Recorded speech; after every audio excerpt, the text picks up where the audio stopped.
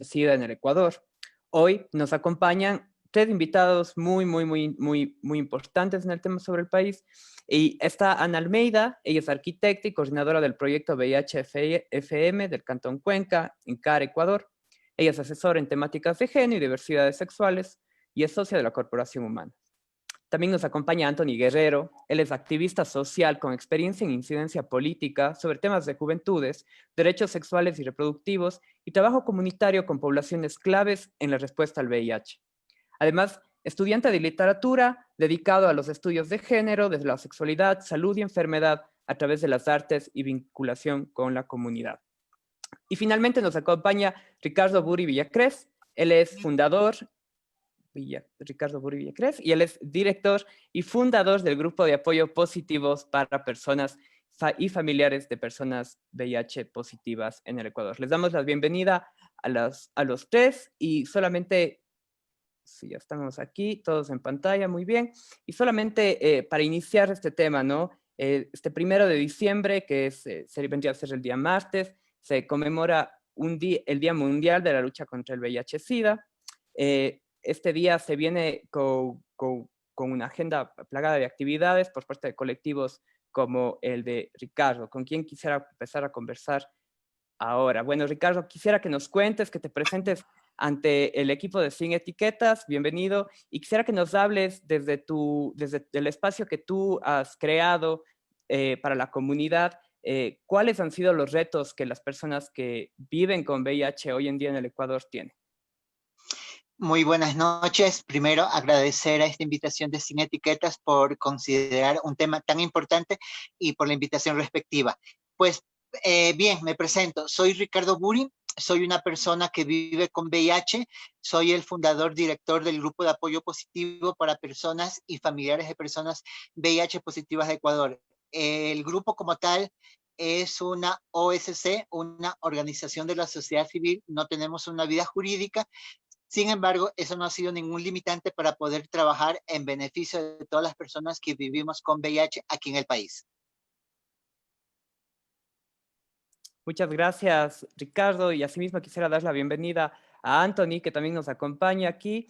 Anthony, tú desde, digamos, desde los grupos de juventudes positivas, quisiera que nos cuentas cuál ha sido, digamos, tu reto, tu experiencia como persona que trabaja con derechos humanos y VIH.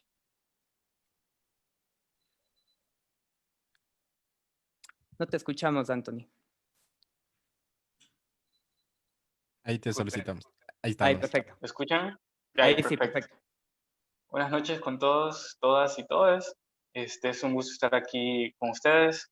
Bueno, mi experiencia de trabajo desde que recibí mi diagnóstico ha sido con Jóvenes Positivos Ecuador, que a su vez ha estado, digamos, aliada a la red de jóvenes positivos de Latinoamérica y el Caribe. En ese sentido, formo parte de una red grandísima de jóvenes que están movilizándose en torno al tema del VIH, tanto jóvenes que viven con VIH como jóvenes que no viven con VIH y otras agendas que trabajan derechos sexuales y reproductivos. Asimismo, quiero dar la bienvenida a Ana. Ana, buenas noches. Quisiera que nos cuentes desde el espacio en el que tú estás, Care, cómo han sido, cómo se van llevando a cabo las actividades que se vienen ya para el 1 de diciembre. Buenas noches, muchísimas gracias Pedro por la invitación, también a Pedro Gutiérrez por la invitación a su interesante y escuchado programa Sin Etiquetas, es la segunda vez que estoy por acá. Les agradezco mucho la invitación y sí, efectivamente, el 1 de diciembre es el Día Mundial de la Lucha contra el VIH-Sida y desde CARE lanzamos un mensaje especial que es solidaridad, derechos, participación y responsabilidad compartida.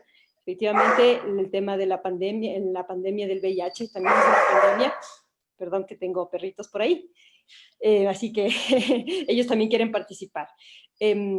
Estamos haciendo un trabajo inmenso ahora en el proyecto de VIH a nivel del Ecuador. CARE está trabajando en 17 cantones a nivel de toda la República del Ecuador y un trabajo interesante e importante específico es también el Cantón Cuenca, Entonces, de eso más adelante me gustaría contarles cuáles son nuestras expectativas, qué es lo que estamos haciendo, pedirles que nos acompañen en las acciones que vamos a hacer desde el 1 hasta el 5 de diciembre. Tenemos una agenda bastante nutrida para que la gente que nos está escuchando, sobre todo de Cuenca, pueda contactarnos, saber qué es lo que estamos haciendo y cómo estamos activando desde CARE este gran mensaje, como decía, de solidaridad, derechos, participación y responsabilidad compartida. Muchísimas gracias por la invitación. Sin duda, en el Ecuador todavía existe la xerofobia y frente a esto existen diferentes acciones para poder contrarrestarla. La educación es una de ellas y en ese sentido, pues, Ricardo, el trabajar con las familias, con los amigos, las amigas, las amigues de las personas que viven con el VIH, ¿cuál es la situación o el diagnóstico que tú puedes comentar de lo que sucede en el país? ¿Cuáles son las preguntas frecuentes y cuál es el nivel de ignorancia, lamentablemente, que todavía tenemos frente al virus? Ya, sí, justamente un tema que tú abordas es muy importante, la xerofobia, y esto es se origina por la falta de información verificada respectivamente. La desinformación estimula, genera estigmas y prejuicios. Mi familia ha sido y es mi apoyo, siempre fue mi apoyo en todo el diagnóstico y el proceso respectivo de mi diagnóstico. De hecho, yo fui diagnosticado con una coinfección, tuberculosis, VIH. Yo estuve anímicamente, físicamente, emocionalmente muy, muy mal por mi diagnóstico. De hecho, a mí me diagnosticaron ya en fase SIDA, respectivamente, y el apoyo de mi familia es fundamental. Bajo esa premisa, a partir de mi diagnóstico, de mi empoderamiento, conocí muchas personas que han vivido y viven su diagnóstico completamente solas. 4, 5, 10, incluso conocí en una ocasión a una persona que tenía 15 años viviendo su diagnóstico completamente solo. Nadie de su familia, nadie conocía su diagnóstico, solamente él y su médico, respectivamente. Esto me llevó a analizar lo afortunado que he sido al contar con el apoyo de mi familia, y esto me estimuló a crear el grupo de apoyo positivo, no solamente enfocado a las personas que vivimos con VIH, sino justamente a sus familias, porque son sus familias los que les dan su apoyo principal, inicial, respectivamente. Sin un apoyo de sus familias, muchos de las metas y retos que tienen que lograr no se pueden cumplir, como cuáles: cumplir una buena adherencia, ser adherentes al tratamiento antirretroviral, empoderarse principalmente. Eso. Muchas gracias, Ricardo. Y pues, Anthony, también desde Jóvenes Positivos de Ecuador se ha denunciado durante el confinamiento, la pandemia, la escasez de Ay, yo antirretrovirales con en el esa sopa sistema me inspiras todavía. de salud también. Entonces, no sé qué No, podemos todavía no me dan comentar en este sentido para poder también avanzar, ¿no? Porque, digamos, esa es una exigencia de política pública en este momento también desde la comunidad el positiva. anfitrión no de turbo, todavía me tiene, porque yo la, pero ya se quedó vuelta callado. Perdón, estamos con un audio de acá que ya lo quito, Listo, si yo a pero las 8:15 intervengo. listo. Adelante, Sí, Anthony. pero hola. Bueno, es muy importante lo que mencionas. En definitiva, durante la cuarentena y este año han habido unos inconvenientes con el tema de abastecimiento de medicamentos antirretrovirales, especialmente en el Hospital Teodoro Maldonado del IES. En vista de eso, como Jóvenes Positivos, en alianza con la CEPS, que es la Coalición Ecuatoriana de Personas Viviendo con VIH, hemos podido hacer las respectivas denuncias acerca de estos desabastecimientos, que es una grave violación de los derechos humanos, de los derechos de las personas que viven con VIH, ya que, como ustedes sabrán, el tratamiento es de suma importancia, digamos, para poder asegurar la calidad de vida de las personas viviendo con VIH. Actualmente la Corte ya lanzó medidas cautelares para poder garantizar ese derecho a los y a las pacientes que se hacen atender en el IES. Sin embargo, se han aceptado las medidas. Sin embargo, hemos recibido otras denuncias en otros hospitales Entonces vemos que hay rupturas de stock por alguna manera, por alguna razón, y seguimos estando pendientes, seguimos con las denuncias. Sin embargo, el Estado parece tener, no sé, parece tener unos inconvenientes que se le salen de las manos. Obviamente esto es una grave vulneración y un grave incumplimiento de, digamos, de sus responsabilidades.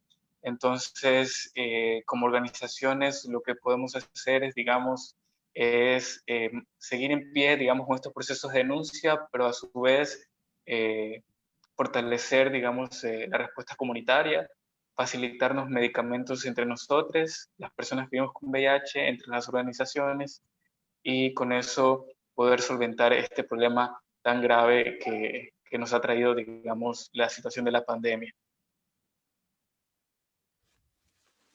Muchas gracias, Anthony. Ana, quería preguntarte, hace un momento tú mencionaste que se estaba generando una agenda alrededor de 1 de diciembre. Quisiera que nos cuentes un poco más de eso, que ahondes sobre ese tema y que nos digas qué es lo que se viene. Sí, tal vez antes, gracias Pedro, recordar algunas cifras importantes. En el mundo han muerto alrededor de 45 millones por VIH.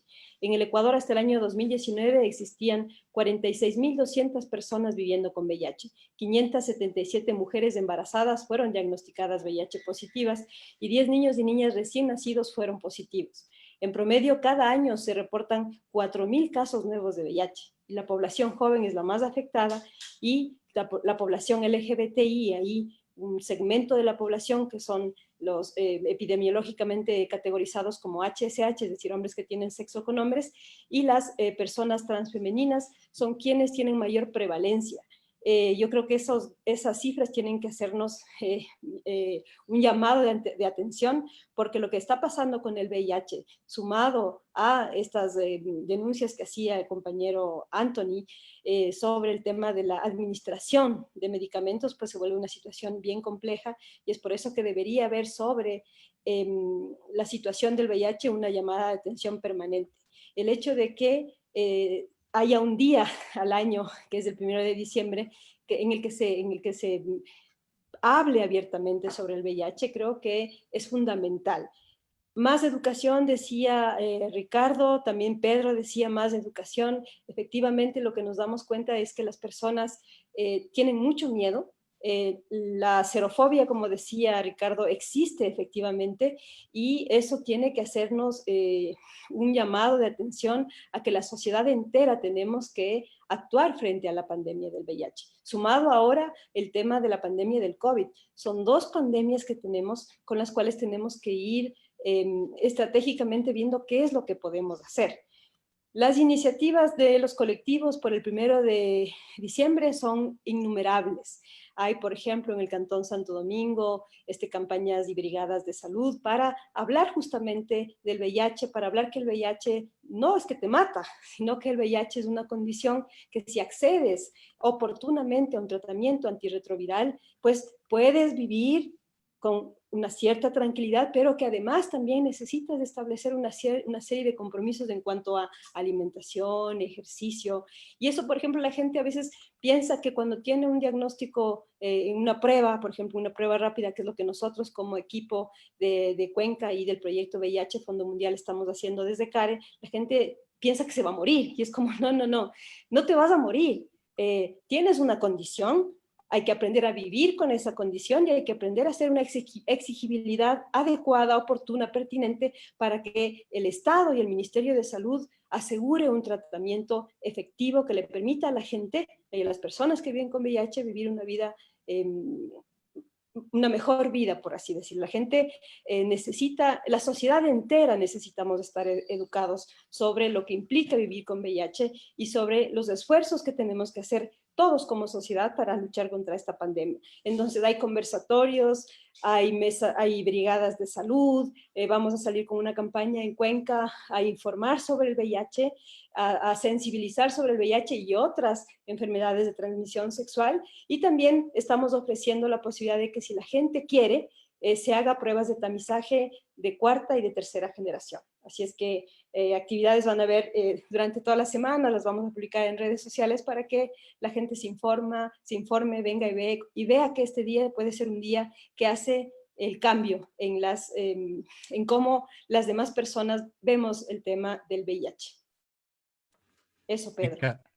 Mil gracias, Ana. Igual a la gente que esté pendiente a las páginas de CARE para los diferentes eventos que se van a dar a nivel nacional, específicamente en la ciudad de Cuenca, acá en la provincia de La Suay. Les invitamos a todos y a todas también a estar pendientes. Sin duda, en el ejercicio de los derechos sexuales y reproductivos también es importante tener esta conciencia y responsabilidad sobre nuestra salud. Así que esa es también la invitación que hacemos pues acá desde la Suprema Estación. Y pues Ricardo, también no sé si igual como para poder ir cerrando y dejando unas reflexiones sobre la mesa, ¿no? Lamentablemente hay gente que aún cree que por besarte, por compartir una mesa de comida, que por simplemente estar viviendo con alguien cerca que tiene VIH como tal, pues esto puede resultar contagioso. Hace algún tiempo hablábamos en un foro durante el confinamiento con Anthony, con Ricardo Luna, con otros compañeros sobre este tema y decíamos que el COVID nos ha puesto de alguna manera frente a esta situación también de discriminación, ¿no? Como esta situación de no te me acerques porque tienes el virus y me vas a contagiar, aún así no necesariamente yo sé las formas de transmitir el virus como tal. Entonces, un poco para que la gente que nos escucha y dejar a un lado un poco de estos estigmas, también desde el trabajo que ustedes vienen ejerciendo y el programa también de las pornógrafas del que eres parte en Quito, también, ¿cómo han abordado desde la educomunicación, desde la comunicación comunitaria, estos temas para romper los prejuicios y los tabúes?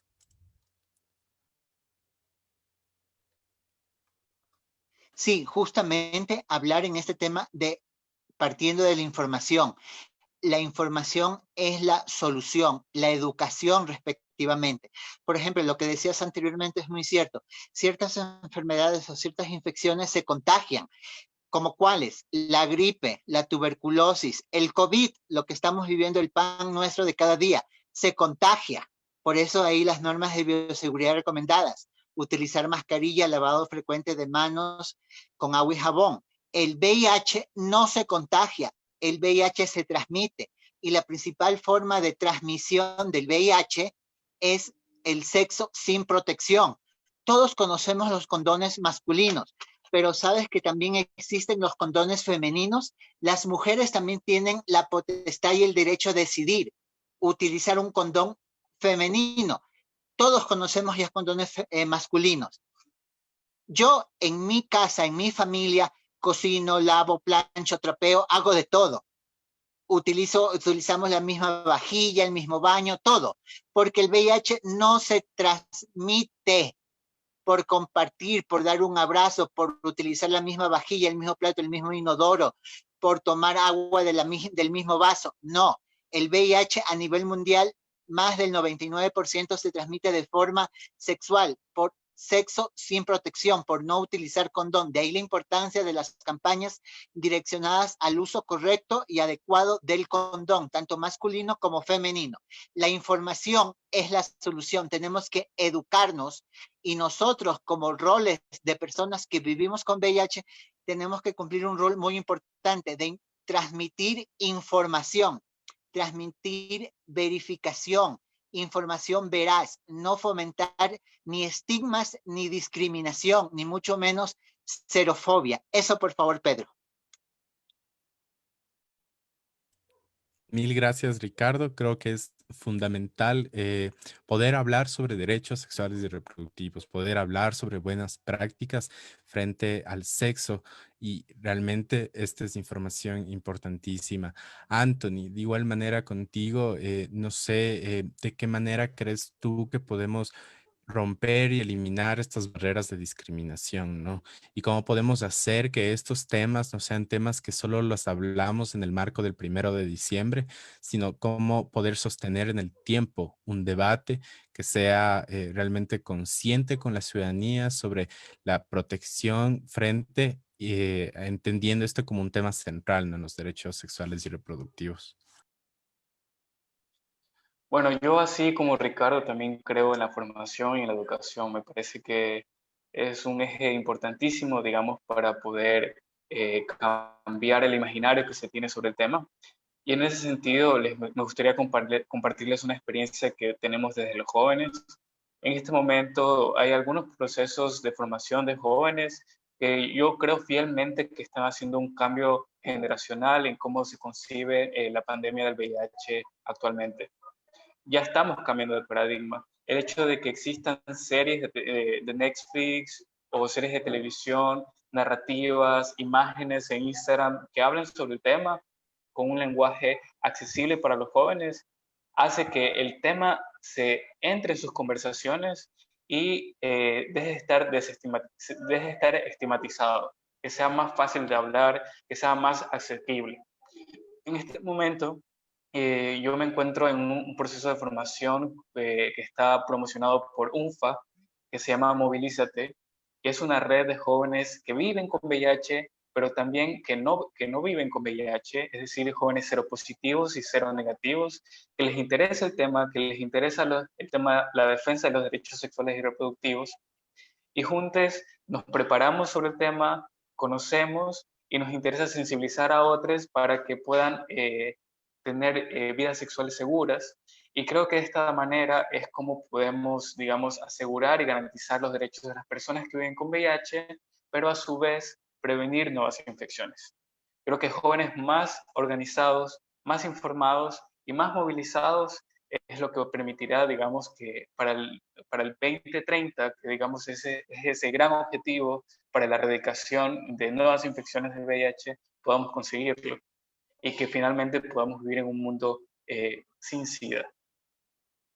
Muchas gracias, Anthony. Y es verdad, la incidencia social e institucional que ustedes desde los colectivos ciudadanos, desde las organizaciones, generan es importante, ¿no? Para no solamente expresar cómo nosotros conocemos sobre nuestros derechos, pero también informarle a la gente sobre cómo es que este virus realmente está en nuestra sociedad y los estigmas que hay alrededor. Ana, simplemente para cerrar contigo este segmento, quisiera conocer desde tu parte, como Care, ¿cuáles son, digamos, las conclusiones, los puntos a los que ustedes llegan con 36 años ya de lucha con el VIH en el Ecuador? ¿Qué nos falta? ¿Qué hemos logrado? Solamente con eso quisiera que nos ayudes a cerrar, Ana, y pasamos al siguiente segmento, Pedro. Muchas gracias, Pedro. Care primero hace un llamado, un saludo a la población que vive con VIH, a las organizaciones, a los activistas que desde hace muchos años están haciendo un trabajo importantísimo, sin el cual no estaríamos hasta aquí, y ratifica su compromiso, un compromiso de apoyo, un compromiso de fortalecimiento justamente a esos procesos de los jóvenes que nos contaba ya Anthony, y también a un proceso de fortalecimiento a la sociedad en general, para construir una sociedad más justa, una sociedad más igual, una sociedad que mire de diferente forma a quienes viven con VIH. Son personas que tienen los mismos derechos, con los cuales se debería trabajar con la sociedad entera, ¿no? Este mensaje de cero tolerancia a la discriminación, cero tolerancia al estigma y cero tolerancia a la violencia, porque creo que es fundamental que las personas que están escuchando este interesante segmento que tiene que ver con salud, que el 1 de diciembre celebramos este día, hacemos un llamado a las personas que viven con VIH, existen